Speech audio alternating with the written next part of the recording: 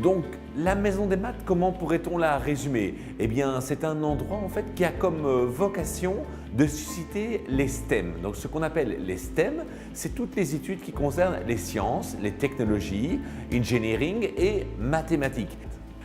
Alors, les mathématiques sont vraiment importantes pour les enfants parce que, et pour les adultes. Nous sommes aujourd'hui dans un monde qui bascule, qui est en train de basculer vers l'époque du numérique et du code, de la numérisation.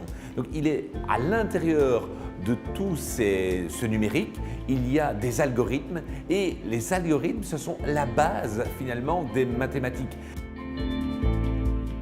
Comment je décrirais le fait de travailler pour Google en un mot? Je dirais pour moi c'est le futur.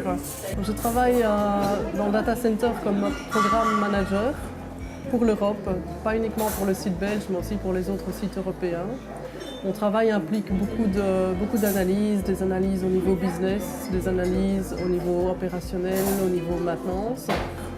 J'aime beaucoup travailler chez Google. C'est un environnement très dynamique, innovant et aussi très stimulant. On a beaucoup d'opportunités pour apprendre d'autres choses, faire autre chose que le travail pour lequel on a été engagé. Bon, j'aime beaucoup. Alors, Google est présent ici dans la région.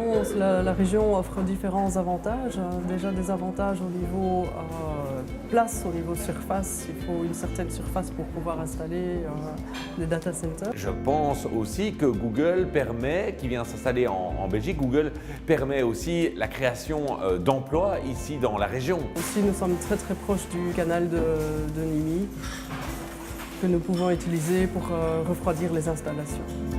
En fait, je pense que les gens ne se rendent pas compte parfois de l'installation justement d'un data center comme Google ici dans la région et des implications.